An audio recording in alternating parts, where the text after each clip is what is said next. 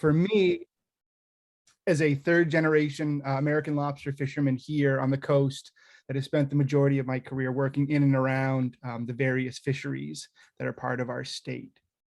Before we dive into that, I want to just give you a little bit of background around what the Island Institute is and where we work for those that are less familiar with the state of Maine and the northeastern United States. So the Institute was founded in 1983, and we're a community development nonprofit organization based in Rockland, Maine, in the center of Maine's coast. We have more than 50 full-time staff and serve the 162 coastal communities of Maine, including its 15 year-round unbridged island communities. Along with a strong and committed network of partners and supporters, we're hard at work addressing some of the toughest challenges facing Maine's coast and communities.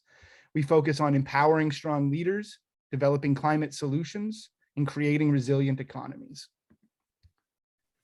And while we predominantly work with Maine's island and coastal communities, our network approach to work has built lasting and informative relationships beyond our borders for years.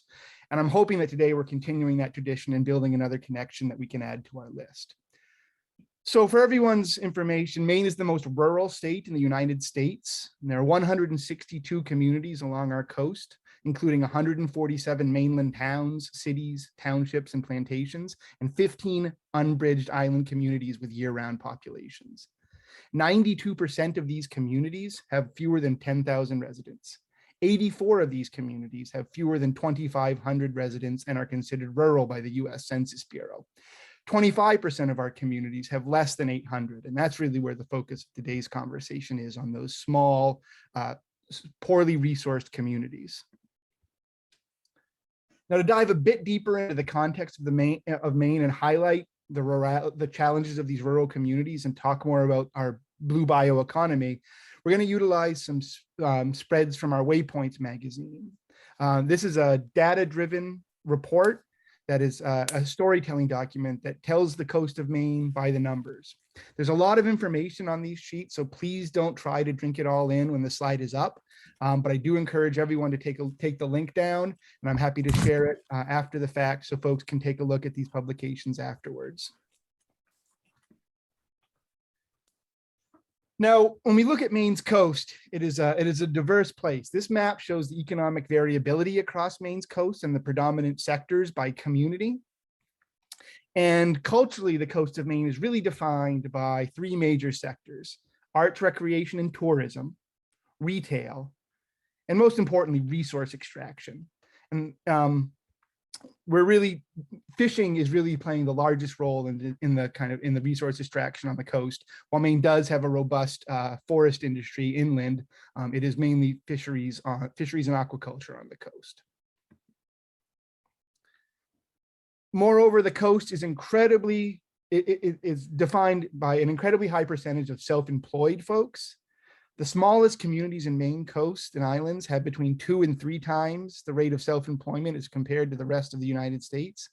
And some islands, which you can see listed on the right of this screen, have up to 5 times the national average, with over half of the population working for themselves. And just to give you a deeper snapshot of what our coast is like, I want to highlight the island of Vinyl Haven, which is a year-round island community of 1,400 people with which we work extensively.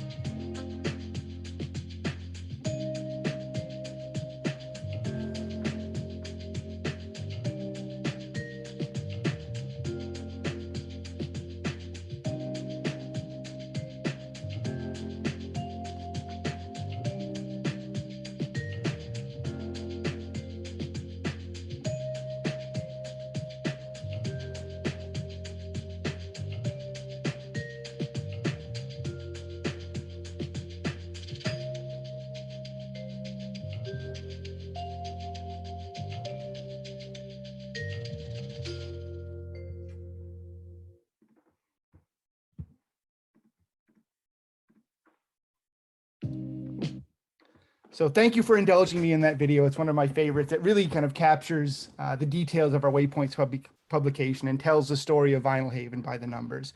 But that was just one snapshot of a community where we work.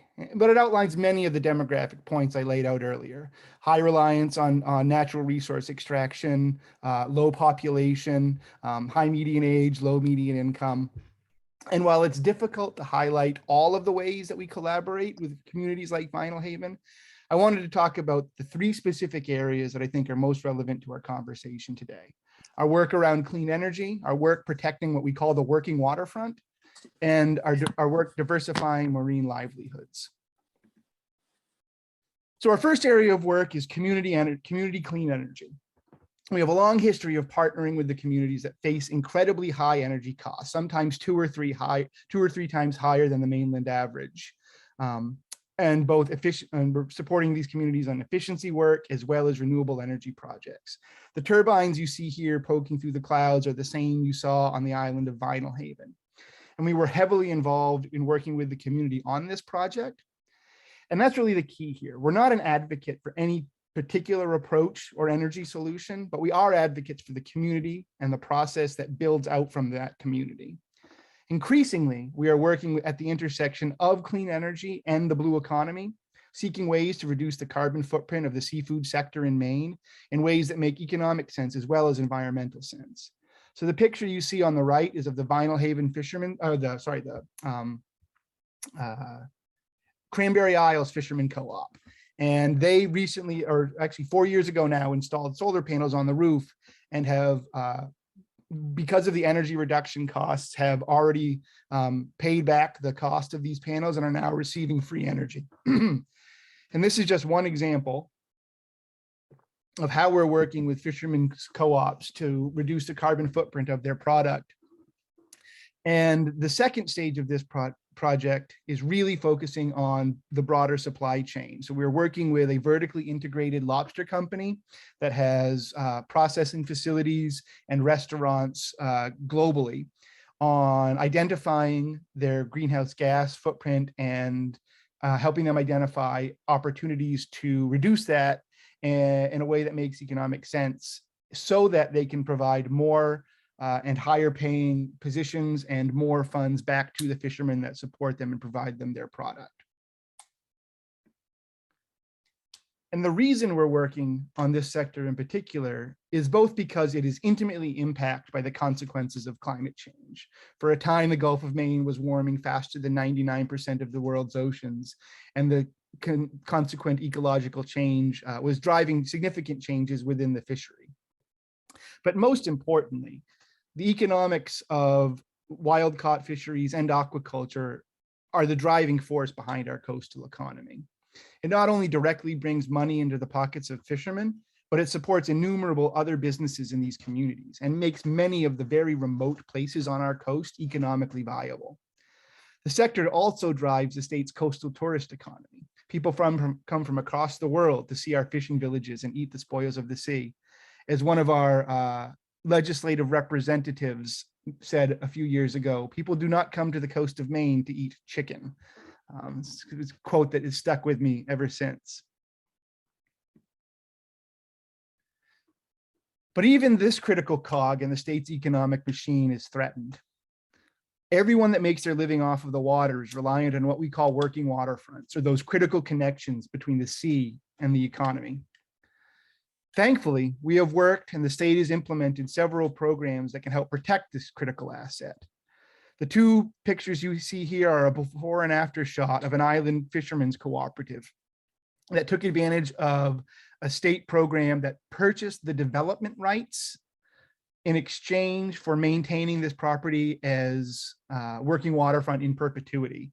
And with the funds through this exchange, the co-op was able to reinvest in the infrastructure that supports their fishermen and their coastal community. So this one deal protected more than 280 feet of shoreline, access for 30 boats, 50 fishermen and their crews, and helped secure the livelihoods for 60 families in an island community of only about 350 folks. So these small pieces of working waterfront infrastructure are critically important, and that is one of the areas in which we are leaning and directing our clean energy work in addition to our access and preservation work. Now, of Maine's more than 5,000 miles of coastline, we're down to fewer than 20 miles of working waterfront access, and only 14 of these miles are open to fishermen. And with continued development, like we've seen throughout the course of the pandemic, each year this number gets smaller and smaller. And once it is gone, it is nearly impossible to bring it back. And here is a point, I take my presenter's prerogative and pose a question that we can answer during the Q&A to my fellow panelists. What are the impacts that you have seen on your rural communities as folks have moved to some of these smaller areas? Have you seen the same thing? Now, because of the importance of this sector and because of all of these challenges, and it's because of characters like this that go to sea every day, that we put in such an effort in developing programs that support our blue bioeconomy. The picture on the left is the Vinyl Haven Co-op, the fishermen's co-op on the island we learned a little bit about earlier. There's a lot going on in the picture, a lot of business support required. Issues of parking, fuel, skiff storage, tender storage, bait, cooling, lobster buying, trucking connections to the rest of the country and world. The fact that these fishermen are taking unique steps to handle their lobsters to reduce their loss and make sure that they are strong as possible to enter the market so they can reach the far-flung markets. Furthermore, this property has already been protected by one of these working waterfront covenants that I discussed earlier, where the state purchased the development rights and in exchange provided funding that the co-op utilized to build a bait cooler and cold storage facility. In addition, this forward group of fishermen at this co-op are also engaged in kelp aquaculture as a way to diversify their marine livelihoods and reduce some of the uncertainty facing the lobster fishery based on local environmental change and global economic forces. And one of our most recent efforts on that point in particular, on diversifying marine economies, was getting more fishermen involved in aquaculture as a way for them to diversify their business portfolio and reduce the impact of these environmental and global economic forces on the lobster fishery. To date, our program has put more than 100 folks through and started 31 businesses along the coast engaged in various types of aquaculture, from oyster aquaculture, mussel aquaculture, and most predominantly kelp aquaculture. We have directly helped support a total of 133 individuals interested in aquaculture and developed various businesses that are bringing in, to date, over $4.1 million into these small rural communities. This program is shifting as we look towards diversifying the fishing fleet in a variety of new ways. Maine is benefiting from a variety of new Mainers, in particular from countries in Africa, that are already playing critical roles in the supply chain of our marine sector. And as Maine has long struggled with workforce, identifying opportunities to reduce the barriers for these individuals to enter Maine's iconic and culturally important heritage fisheries has been critically important. So partnering with organizations to break down those barriers and create a new generation of fishermen that can both provide for their families and also put down roots in these communities to help bolster their numbers and increase their workforce is critically important. Now, our work at the individual business level identified opportunities to work at the broader sector level to bring even more support to these small rural communities where folks are often wearing many hats and do not have the time to dedicate to accessing federal resources in a way that that larger cities may be able to. So as part of this project, we helped initiate the work for a 3-year project that is going to create a 10-year roadmap for to grow Maine's seafood economy and blue bioeconomy, most importantly, including uses beyond seafood. To increase the harvest and value of marine resources from Maine's coastal and waterways in a way that increases competitiveness, maximizes the resiliency through diversification, and minimizes the carbon footprint of the seafood sector. It also seeks to support Maine's coastal communities through preservation and improvement of working waterfronts. This effort has already identified statewide solutions that can be brought down to support these small rural communities and have created opportunities for us as an organization to connect these small rural communities and the folks that fish and engage in aquaculture and other marine uses to these federal resources that are coming down. So this is just one example of how we are trying to connect our work within rural communities to broader statewide and federal efforts. Now, the goal of all of this work, which is impossible to represent fully in its entirety in this short time today, is not only to make a difference in the rural communities in which we work and help them develop a robust blue bioeconomy, but to work in such a way that the results have impacts beyond any specific community. To help us do this, we have crafted our solutions library, which is a clearinghouse of successful ideas and strategies that span project areas and present both Maine ingenuity to the world and also represent those solutions from elsewhere that we've already been applying to Maine that can provide lessons elsewhere. But we are not blind to the fact that communities elsewhere are amazing places solving incredibly difficult challenges every day. As I mentioned, our library is not restricted to Maine. We always seek new solutions from across the world that can help coastal communities in Maine and elsewhere navigate the challenges that lie ahead. So I pose this question to my fellow presenters and those in the audience today in the hopes that today can be the first in a step in a longer and deeper conversation that will benefit coastal communities everywhere. What has worked for you? What is working to support your rural communities and your blue bioeconomy? I know that we can learn much from the great work that you have done and will do moving forward. So with that, I thank you, and I'm happy to share these slides and make them available and make myself available as well for follow-up questions, even beyond our time together today.